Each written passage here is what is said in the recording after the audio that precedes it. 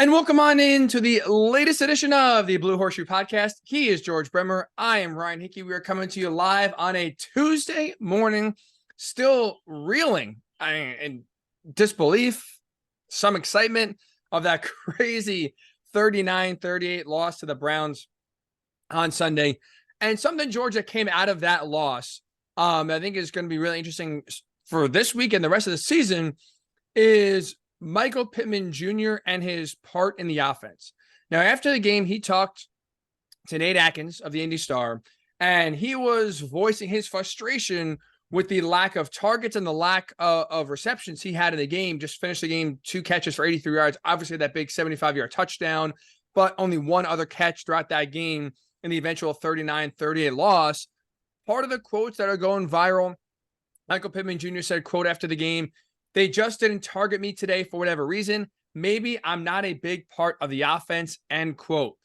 George, let me ask this, especially as someone in the locker room a ton. After games, you see the emotions. You hear Michael Pittman Jr. after a game in which the Colts score 30 points in a loss, but again, the best offensive output of the season. Do you have a problem? Are you concerned at all with Michael Pittman Jr.'s comments about wanting the ball more, again, after a game in which the Colts offense looked arguably maybe the best to have all season?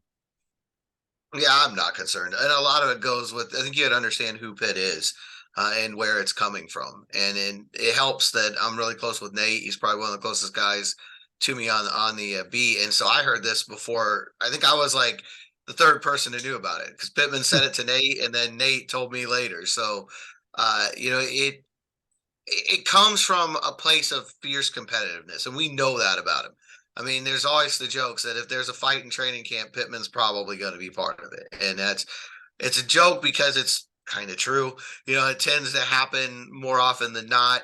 And this is the same thing. This is a guy who's saying more or less that he wants to do more to help the team win. If they lose, he's always going to feel that way. And I think he was primarily talking about the first half when he was only targeted once and he only had 8 yards in that opening half, and in particular talking about him not being on the script this week, which is a little odd. That part of it, I'm sure Shane probably looked back and think maybe you do want to get 11 on that game script, and be one of the guys that you target early. But at the same time, I understand why, the reaction that is out there has gotten the way it has, because people weren't. First of all, they weren't in the locker room, so they didn't hear it. And they're also not, not everybody's going to be as familiar with Pitt and how he is.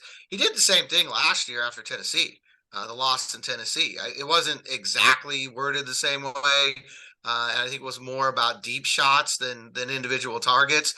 But it was the same mini controversy where everybody said, "What's he saying?" And it was the same way. It's really just him being that fierce competitor and wanting to do everything he can to help this team win. What I think is funny is he also said, "Put the loss on me," because he didn't catch a ball that he thought was catchable. They ended up being a field goal drive. He said, "That's 4 points a game. We lost by 1." That somehow is not going viral, but the other stuff is. I don't think that's fair to him. I think it's always better, and Chris Ballard back in training camp has echoed the same sentiment of you always want a guy that wants to do more and wants the ball versus passive, just be like, okay, if the ball comes to me, I'll be happy. Like, you want guys that want the ball in their hand, right? In the big moments, 2 minutes to go in the game, you want the guys that are not afraid of the moment and want the pressure on their shoulders to make a play. So from that perspective, I think it's a good thing that you have players like Michael Pittman Jr. not just happy of, oh, we scored 38 points or, oh, I got 1 touchdown. Like, look at me. Like, I feel fine. Like, we lost, but I made a big play, so it's all good. Like, I think you want that competitive fire on your team, especially for Shane Steichen in his first year with still a young roster. You want to build a competitive nature, which he has, and have that fire burning to where everyone wants to make a play at the end of the game. That is, I think, again, like I said, a good thing more than a bad thing. And you want those type of players on your team. I do understand why it comes off a little selfish, though. I do get it. Like, after a game, again, you lose. It's not a win, so I think it does. That changes a little bit. But I think it's also part of just reading the game, if you will. Because that's, I think, the big, like, for me at least, one of the things too is, I think for Shane Steichen's offense, we can get into this, George, a little bit here. Their best bet for this year, I think going forward here, is to have Anthony Richardson be a point guard. Right now, there's no Devontae Adams on this team where no matter what the coverage is, no matter what the score is, you throw the ball up, they're going to come down with it 95% of the time. Michael Pittman Jr. is not that receiver right now.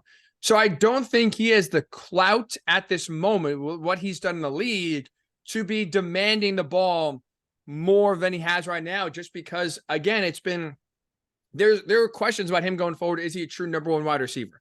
And I just think right now he's not earned that right to basically get the Devontae Adams treatment like we're seeing in Vegas, where he's demanding the ball and then the ball goes to him 17 times and basically every other wide receiver is ignored. I think for this Colts offense to have success and replicate what they did on Sunday in terms of scoring 30 points, their best bet going forward is by spreading the ball out like they did versus just force feeding one guy and have Michael Pittman Jr., for lack of a better term, be a volume shooter in this offense. I don't think they're ever going to be an offense that goes only through one guy. And I don't even think really that's what Pittman's trying to do. But it is a little selfish. There's no question about it. It's selfish, though, in the sense, I don't even know how to phrase this. It's selfish in a good way. Right, in the sense right. of what you were just talking about. That if your best wide receiver has 2 catches and a 1-point loss and he's happy about it, that's more of a problem to me than it is if he has 2 catches and a 1-point loss and he's not happy about it. I go back to, because I was a White Sox fan growing up, still am, but they're just, we're not going to talk about beating the life out of you. They have, man, baseball season's done in May. It's a tough, long year, but Tony La Russa has made you less of a fan. I am shocked. I know, it's really, really. But one of the criticisms that I always thought was funny of Frank Thomas was that people say, "Oh, he only cares about his own stats." It's a different sport, but who cares if he's going to hit 330 homers and drive 100 RBI? I don't really care if he's selfish about it. And I think receivers are that way a little bit, in the idea of they are kind of their own guy. It's a team game, and we've seen Pittman do things for the team. He blocks as well as any receiver probably in the league. He's one of the first guys out there to congratulate Josh Downs after he had the long touchdown catch. It's not, he's a team player. There's no question about it. But I think receivers in general, the best ones all have that tiny little bit of diva at least in them. And they can be the most selfish guys on the field because their position sort of lends itself to that kind of thing. Get the ball and make big plays, and that's your job. Most of the time, if it's not a running play, they're on their own. They're doing it for themselves. They're trying to get open, and that might end up helping somebody else because they're drawing an extra defender or whatever, but it's not their goal. Their goal is to go and get open, catch as many balls as they can. I think it would be a bigger problem if his teammates were upset about it. If Josh Downs and Alec Pierce heard this and thought that it was a slight to them and they were upset, then it would become something that's major. They know it's Pitt being Pitt. Downs and Pittman were arguing during that same post-game session over who was faster on their touchdown run, and Downs swears that it was him. Pittman tried to say that he ran 25 miles per hour. That's a dubious claim. It's more dubious than the one that's out there. And Downs' reaction to that is that he's delusional, which is probably pretty accurate in this case. But he's got a good relationship with those young receivers. He's a leader in that room. I think that's what matters here more than anything else. And Gardner Minshew, that's the other guy. If Gardner feels attacked by it, then there's a problem. But I don't think anybody on the offense feels that way.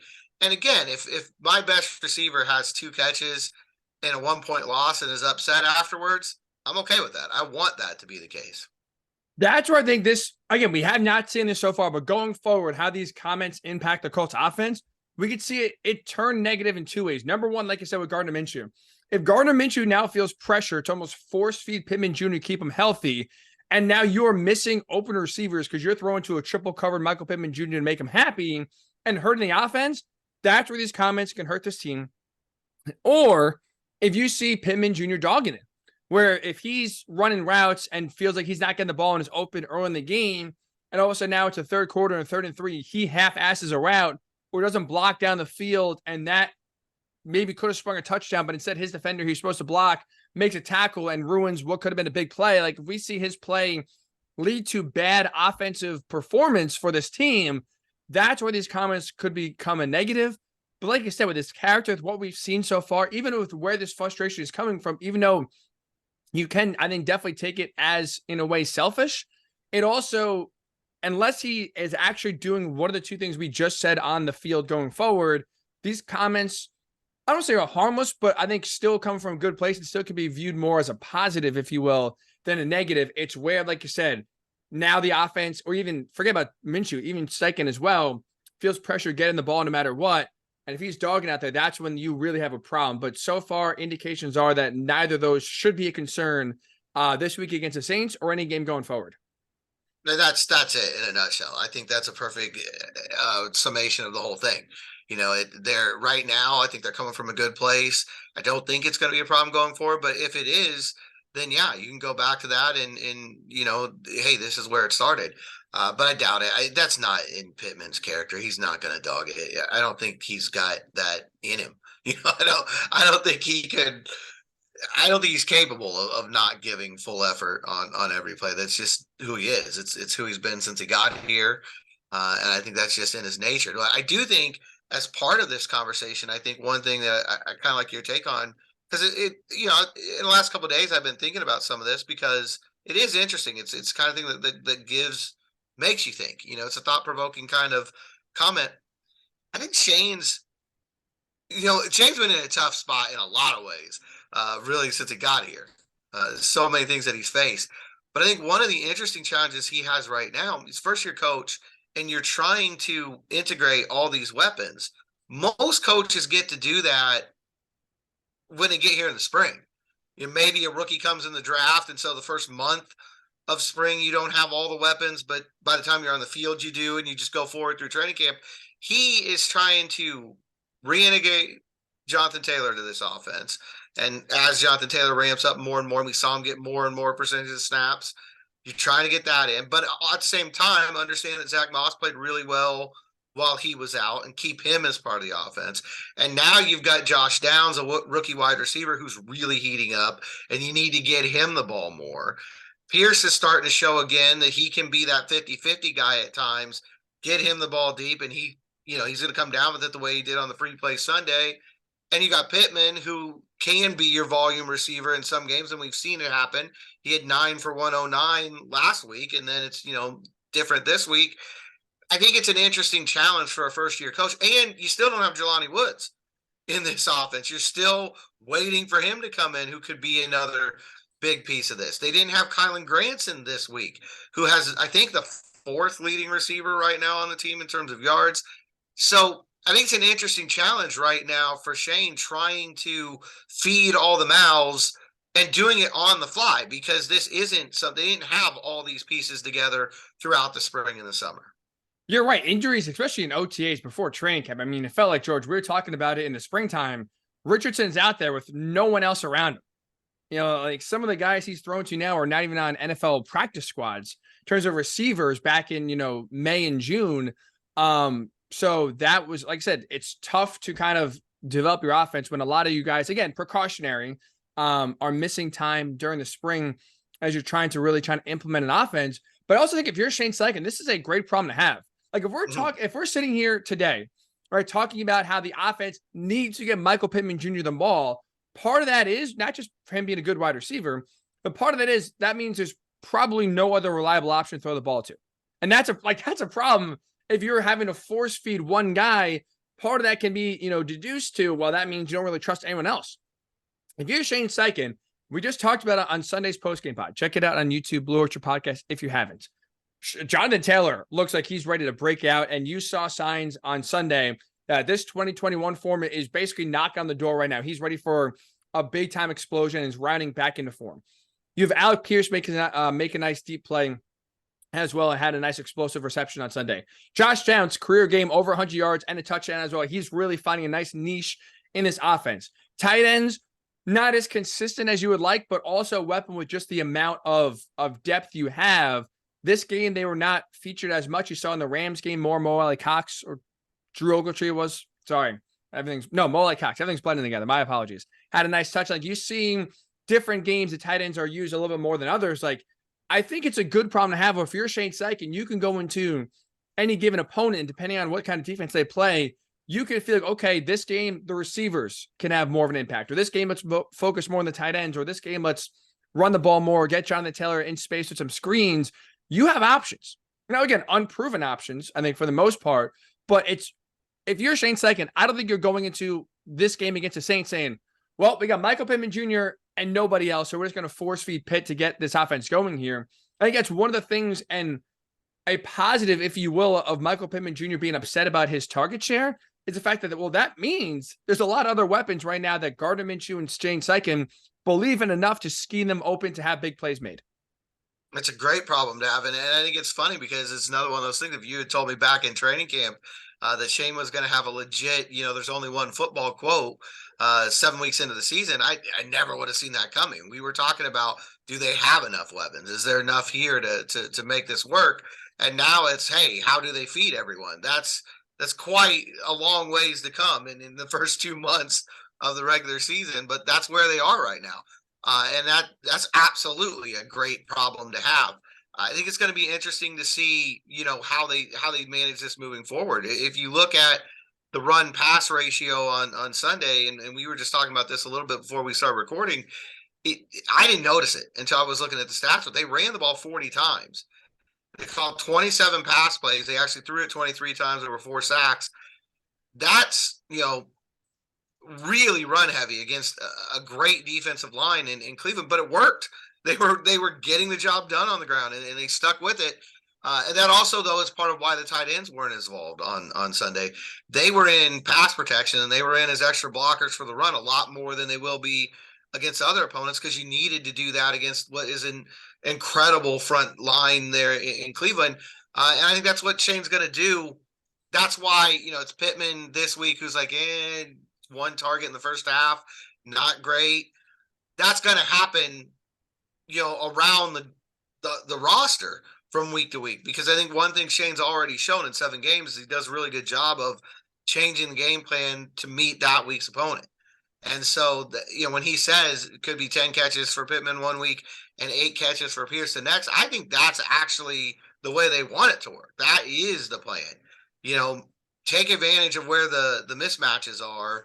Go with the hot hand, but go with the guy, who can cause the most damage that week. And I think that's what Shane's going to do going forward. I think the players are fine with that. I think more from Pittman, it was frustration with that loss, which everybody in that locker room was frustrated. I mean, we know the way that game ended, to have 2 flags thrown that are debatable calls, and then to have the Browns almost still stopped on 4 downs at the 1 yard line. If you're not frustrated, you probably don't belong in the NFL after that one. I mean, there's no other way around it. Everybody's frustration came out in a different way in that locker room. But I think Pittman's case, it's, okay, what can I do to help this team be better? And that's where it's coming from. I think the offense, I think you're going to see it continue to evolve this way, though. Because I think what's going to be interesting is that run pass ratio. The fact that it was 40-27, I think, goes into what you were just saying about Jonathan Taylor starting to heat up, starting to ramp up, starting to look more like his old self. I think you can see Shane leaning towards a run first attack right now. And you know what? Like, that's Shane Steichen has what obligation, right? To put the offense in the best position to succeed. That is his only obligation. And so if you go into a game and say, well, our offense line is playing great and we could just pound their front 4, we're going to run the ball 75 times at 80 plays. We're going to be like Navy or Army, and we're just going to run. Okay, like, that's what you have to do. If it's the opposite, right? We saw with the Colts last year in Jacksonville, against Jacksonville, the game they won at home, was it 56, 55 pass attempts from Matt Ryan? The Colts realized our only chance of winning that game is by passing the ball. And again, if you're Michael Pittman Jr. and receivers, you're happy because the ball's in the air a ton. But Frank Reich last year identified our only way of success is airing the ball out.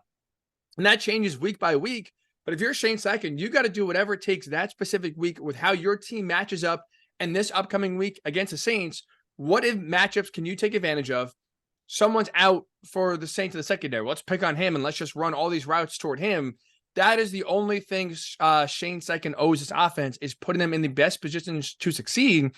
And again, if you're Michael Pittman Jr., not trying to crap on him, but that's not a guy that you could circle right now and say, no matter what defense it is, no matter who and which defensive back is playing against him, no matter how many guys are covering him, we're going to throw him the ball and he's going to have success. He's not earned that. He's not a top 2 or 3 wide receiver in the NFL. He's not Tyreek Hill. We just throw it up there deep, no matter how many guys are on and say, I know he's going to come down with it.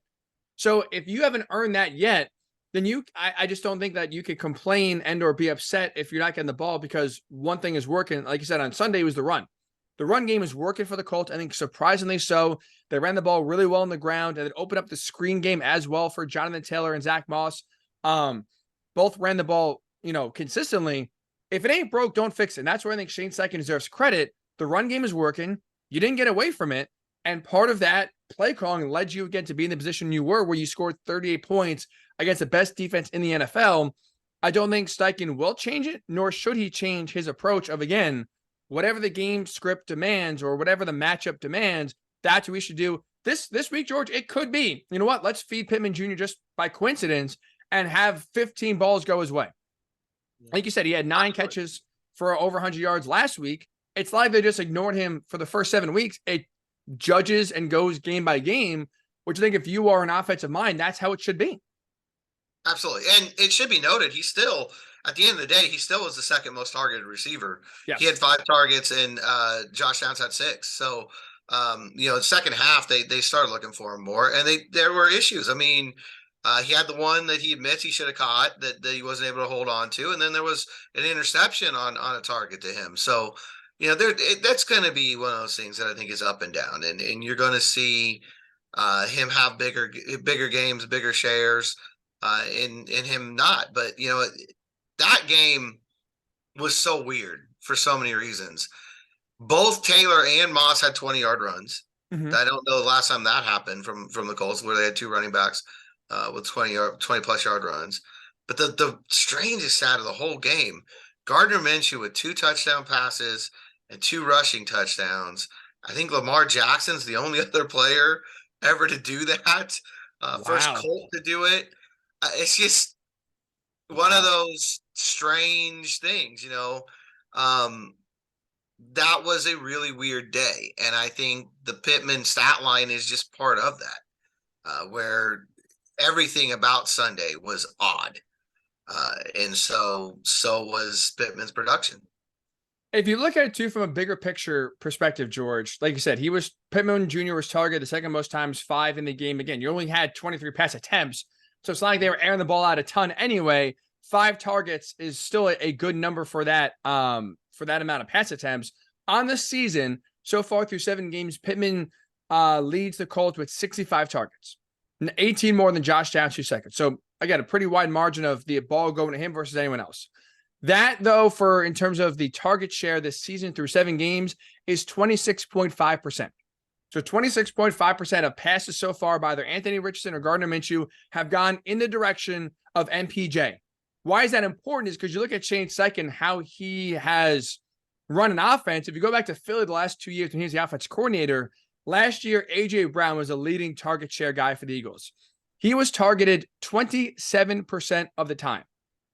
So right there in line with what MPJ has got so far. 27% for A.J. Brown last year, 26.5% for Michael Pittman Jr. 2 years ago, 2021, Shane Steichen's first year in Philly, Devontae Smith led the way, 21% target share. So you look at how Shane calls an offense. This is a guy who likes to spread the ball around, who's not going to rely heavily on one receiver.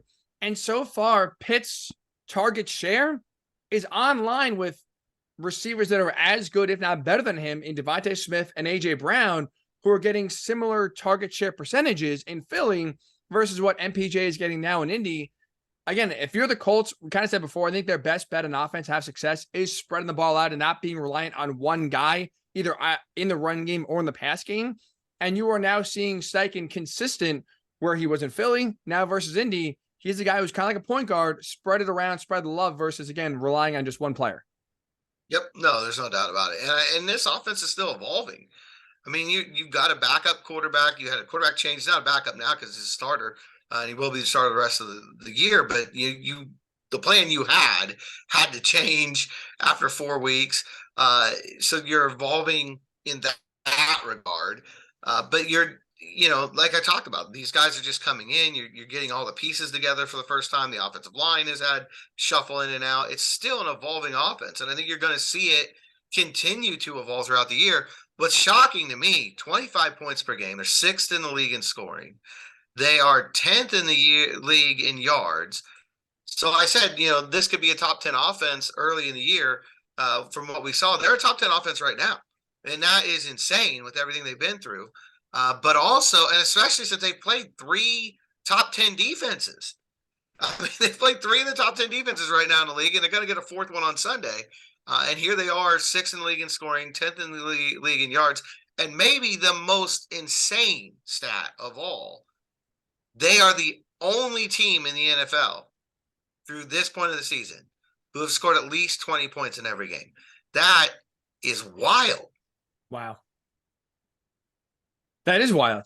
Like I said, there's Chiefs, Eagles, Dolphins. There are some 49ers, high-flying offenses in this league. That's wow. That's actually shocking. And because also you watch, the Dolphins get a lot of hype, and the Eagles get a lot of hype, and the Chiefs get a lot of hype for their offense. And it's like the Colts are doing it under the radar. They're doing it in different ways, which I think is also very important. They can run the ball, they can pass the ball.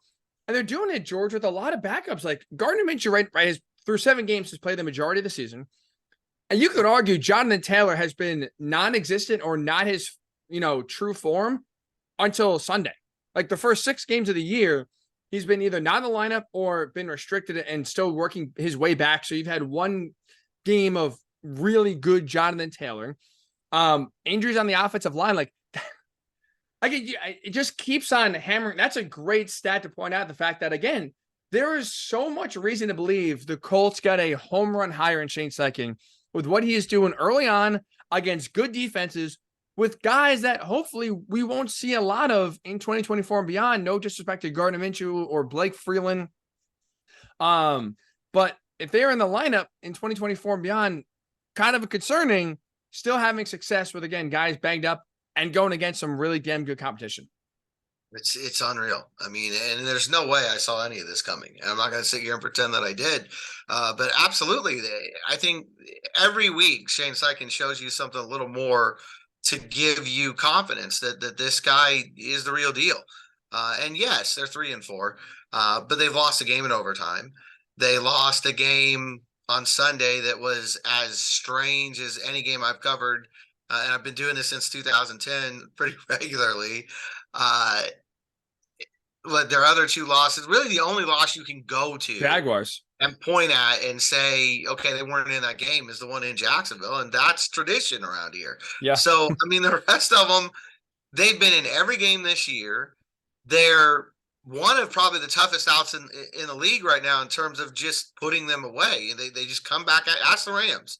They just keep coming back at you. It doesn't matter what's going on. And they do it, again, like you said, I think one of the most impressive things, they do it in so many different ways. There's so many different people contributing. You're doing it with backups. Now, do they have to improve things? Yeah, they've turned the ball over 8 times in the last 2 weeks. They've got to fix that. There's no question about it. The defense has got to, find a way, even with all these turnovers, to not give up 39.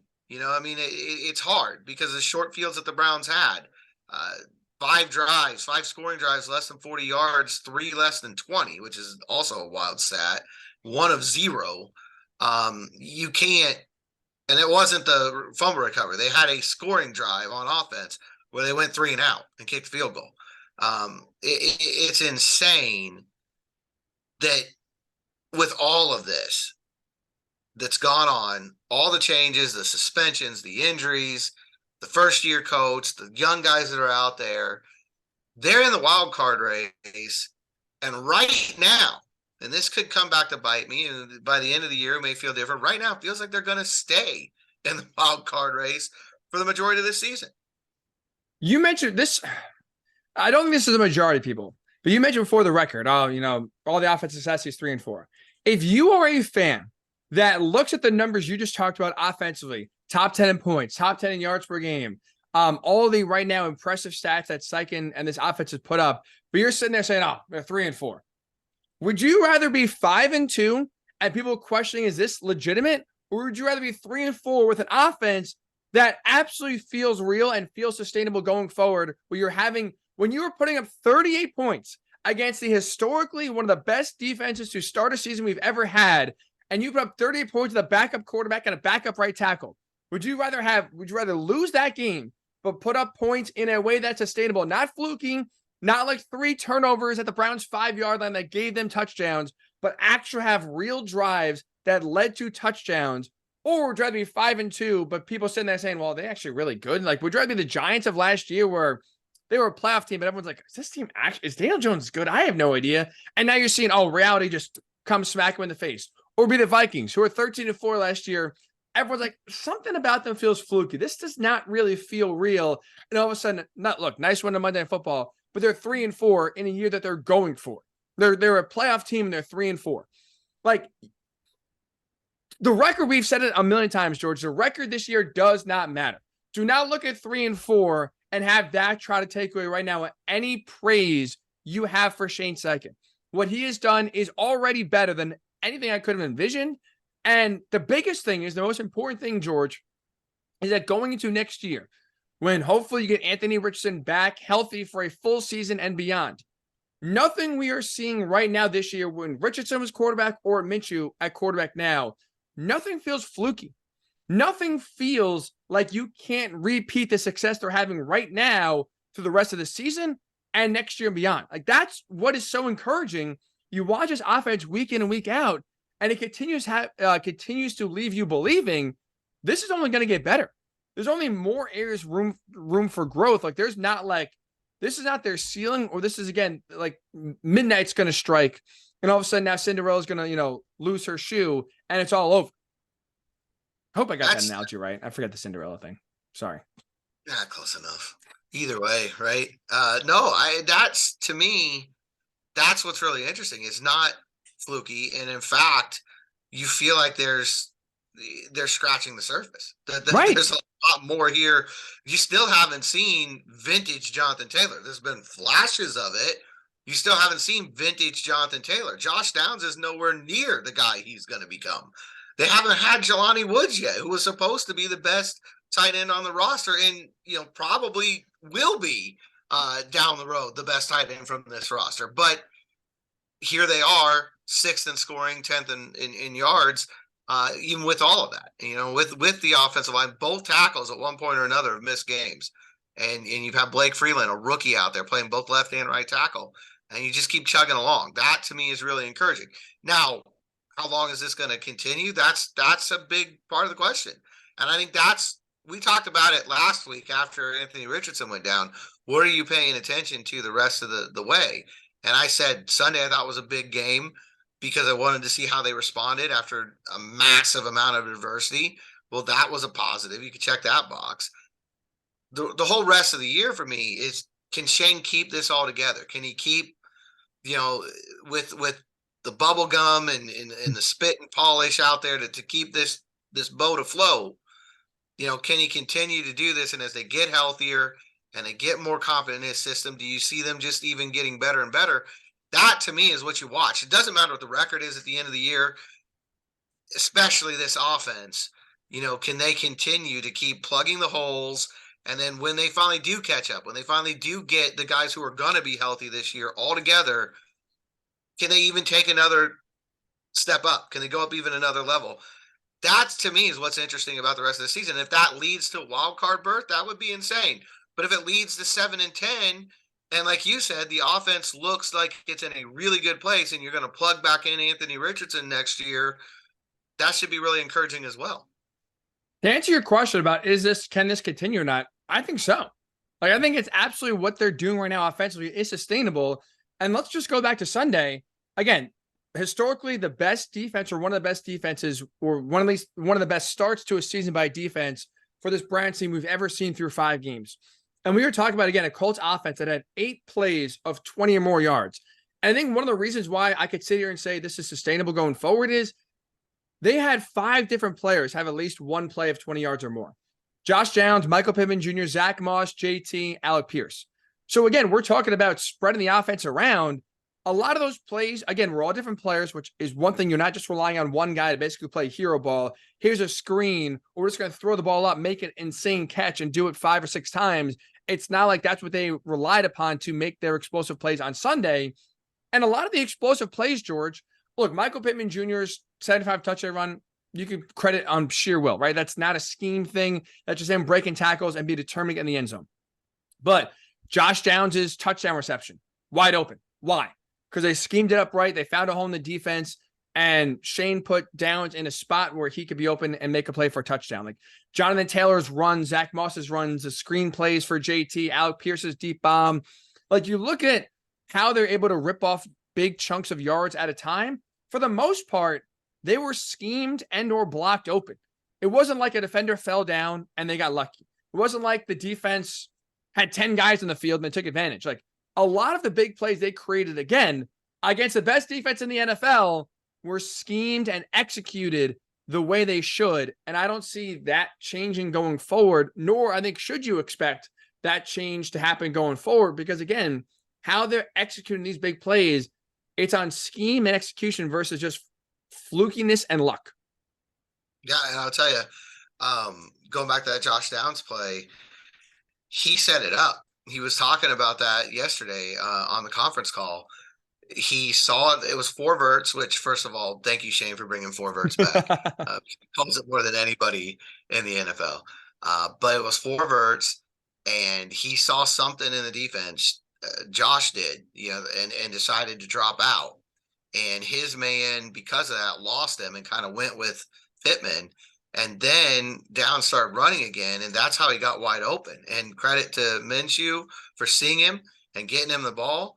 But credit to a rookie receiver for reading that early and understanding, hey, and along with that, credit to Reggie Wayne for having a rookie receiver ready to make a read like that and trusting him, and credit to Shane Steichen for getting him ready and getting him up. I think that's really important stuff. And thing Downs said about the big plays, because I asked him yesterday point blank, what other than the free plays, because they had a couple of them. His touchdown was a free play where the Browns jumped off sides. The big one to Alec Pierce was a free play. What other than that allowed them to more consistently hit big plays than they had prior to last week? Because like you said, there's 8, and 6 of them were just straight up regular. The Browns didn't jump off sides, and it wasn't just throw it up there and take a shot. And he said they were winning their one-on-one matchups.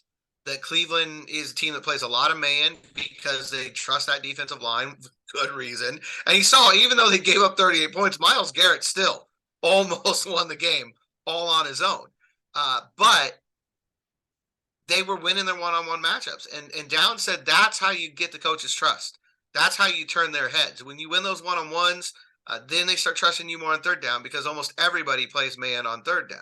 And those big plays, in addition to, who made them, a lot of them were on third down. And that's another really big, I think 2 of Downs' 3 big plays were on third down. Pierce's big play was on third down. It's the evolution of this receiving group. It's something we talked about way back in the summer. Can these young guys take another leap? I know Pierce's numbers are not where everybody wants him to be, and I know he's been a target for a lot of abuse this year, but I think you could argue all 3 of the starting receivers have taken a leap in terms of winning their one-on-ones. And it gets you to a point on Sunday where they all have a big play. 2 of them have touchdowns, and they all have a play of at least 35 yards. That wasn't happening last year. It just wasn't. It wasn't happening last week against the Jaguars. That was, I think, one of the biggest reasons why they stayed in base defense and had 7 guys in the box the entire game, was because they dared the Colts to win one-on-one matchups. Again, late in the game, Kylan Granson, Michael Pittman Jr. had some big plays, but by that point, the hay's already in the bar and the game is over. The Jaguars basically said, we dare you, and we don't think you can win one-on-one. And for 90% of the game, they were right. So it's a credit to the Colts. It's a credit to their coaching staff. It's credit to everybody that from that week to this week, against better competition, they focused on that and they came through and won their one-on-one battles. You mentioned on third down, especially, that's huge. The Browns, I think, was like letting 23% of, or was 23% conversion rate on third down. Easily the best in the NFL by at least 10 percentage points. Colts were 7-15 on third down on Sunday. So basically 50%. And again, like you said, a lot of that is one-on-one. A lot of that is, look, win your route, make a play, and let's move the chains. More times than not, the Colts wide receivers did that. And that, along with now hopefully getting the running game going, could really open up this offense going forward here. And forget about just this year. Again, we talked about it when Anthony Richardson officially was out for the year. If you can go into next year and feel really confident that Michael Pittman Jr., when he's one-on-one, can win most matchups against anyone next year. If you feel really good about Josh Downs in the slot on 3rd and 5, winning that route and getting open 95% of the time, if you feel good about Alec Pierce next year throwing the deep ball up and it's not a 50-50, it's 80-20, hey, he's going to come down with it. Like that, the win total doesn't matter, but getting those tangible results and feeling confident about your wide receivers, especially going into next year, is the biggest win the Colts can have this season. It's one game. You got to continue now going forward. But they did that for the most part on Sunday against a really damn good Browns team and a really good Browns secondary. If you're able to take what they did and replicate Sunday's performance for most of the season, Jordan, the expectations for this offense with Richardson back healthy next year are going to be sky high, especially if you still get a receiver in the draft and you can add maybe a Keon Coleman or someone of that ilk to this receiver group. Watch out. This is going to be a high-flying offense next year. There's no doubt. If this is a foundation they can build on for the rest of the year, and I don't think it's coincidence that they had those big pass plays on a day when they ran 40 times and the running game got going. That's what we were talking about. They need to do that to get things opened up, and they did. And they did it against, again, what had been to this point in the year a historically good defense. So challenge gets no easier this week against New Orleans, who's going to come out in a very similar profile on paper as far as a really strong defense, a struggling offense. It's almost like, okay, redo of last week all over again, NFC version of the Browns. But the talent level in Cleveland is much higher right now than it is overall than in New Orleans. So it'll be interesting to see how that turns out. One thing I want to make sure we get to negative from the game, the injury to Juju Brents, getting that quad injury, going down. We keep talking about, laying the foundation this year for what you can do next year. Those young corners getting put through the fire, I think, was good in the long run. They're making their mistakes. They're coming along. You've seen them both, Brents and Jones, learning from week to week, learning in a game. The hope here is that Brents is not out for an extended time. We still have a lot of word on that one yet. We'll see how that turns out. But I think that's another real negative for this team. Another rookie, both your first and second rounders now, not getting the reps that you'd like to see them get in their rookie year. You're right. That's 100% a negative so far. The most important rookie in each sides of the ball right now, missing significant time is not ideal. Not ideal whatsoever. It's scary when you have a quad injury like that, a non-contact injury that you hope it's not a tear, right? And not something serious that could knock him out for 2 months or maybe even 2 months, honestly, at this point, could knock you out for the rest of the season. So hopefully it's on the lesser side. And more of like a strain, I guess, if we want to get into technical doctor terms here. But like I said, that's definitely a good negative. I'm glad you pointed that out because we didn't get time to get it to on Sunday. That's one where it's frustrating, right? Like he's showing flashes just like Anthony Richardson, but it's like anytime you see some good or some learning, there's some sort of injury that kind of keeps him out. He's out basically all of the offseason for the most part with a wrist injury. Now he's back, misses some games, not playing, now starting to get starting time. And like I said, go down with the quad. That is one where, like I said, you really want to get some sort of answers and some sort of firm idea of who your secondary will be in 2024 and beyond. And you want to use 2023 as a trial period. It's tough to do that. Like I said, when your rookie corner is out there for 3 out of 17 games, whatever it is so far, not a big sample size whatsoever. No, it's going to be very similar, like you said, to what happened with AR. Just little flashes, times where you're like, man, this guy really gets it. And you can see that with Juju, that there's, why they drafted him. You saw enough to see why he's a second round pick. But, at the same time, much like what they are, you're sidelined so often with these injuries. It's tough. And it's something that they're going to have to work on going forward now because, the penalties get all the spotlight there at the end. But Darrell Baker on third down at the start of that drive gave up a 30-yard gain to Elijah Moore, yep. Where he just got beat down the sideline. And we've seen him struggle. He started the year as a starter, and then he got replaced in week 3, and now he's back out there. That was a thin group. I'm not telling anybody anything you don't know. That was a very thin cornerback group to begin with. And now you lost Dallas Flowers. Juju's out for at least the foreseeable future. We'll see how that plays out. It's even thinner now. And I think that's something that's going to be a huge challenge going forward, because that was something way back in the summer that we were talking about. Hey, even if this offense does get up and humming, even if it's the best version you could see of it, which kind of is right now, can this defense hold its own with young corners who we know are going to make mistakes, who we know are going to get beat? Well, now you're even younger, you're even more inexperienced at that spot. I think that's one thing going forward. As I talk about them staying in the wild card race, that's a big challenge that Gus Bradley's going to face.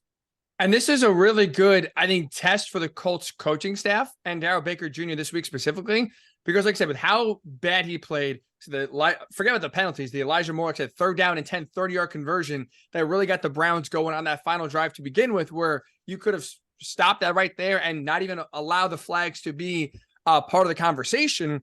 I'm really interested to see now, assuming that he's going to start on Sunday again. I would be surprised. We don't have any word officially on Juju, Brents, but when you leave the game like that, non-contact injury to a quad, I have a hard time believing he'll be playing on Sunday, and especially if he does play significant snaps. So expect to see a lot of Darrell Baker Jr. on Sunday going against Michael Thomas and Chris Olave. Not exactly an easy matchup whatsoever, but this is where I think it's a great test for Darrell and also the coaching staff.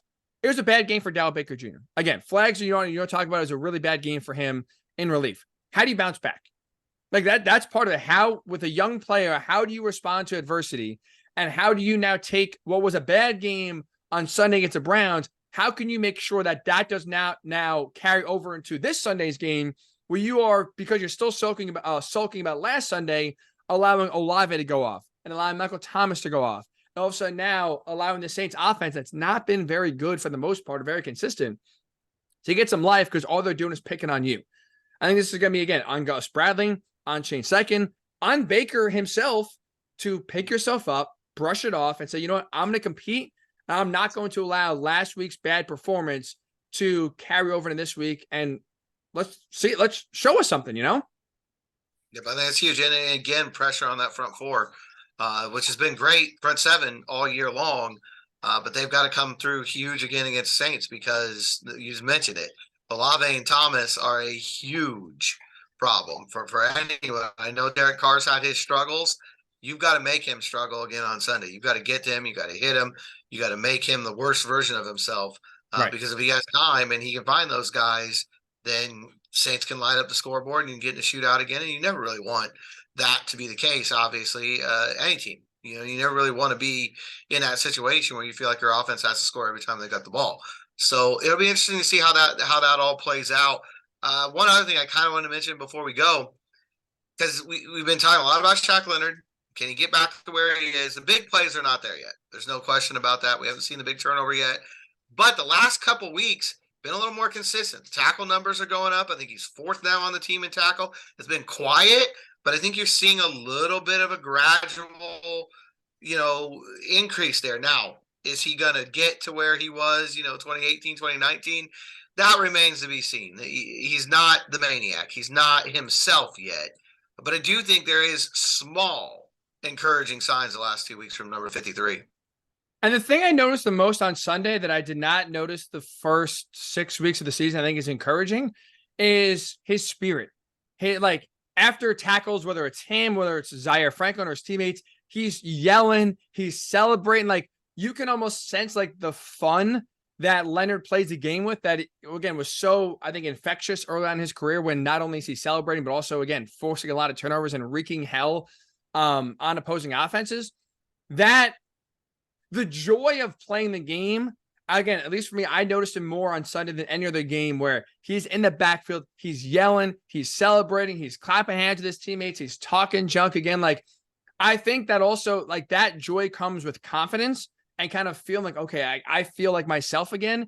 And I think when you feel like yourself again, the confidence comes back. And now that love of the game of okay, I can actually just go be myself now again does return. think it's a great sign. Like I said, it's a slow progression. It's not as fast as we're seeing with Jonathan Taylor come in and kind of hit the ground running and each week really build off of what he's done in a short amount of time. It could be, again, a whole season long progression, which in a year where wins and losses don't matter is more than okay. Ramp up. And if we're talking about the Maniac being back in week 18 and you feel good about him going to next year, that to me is a win.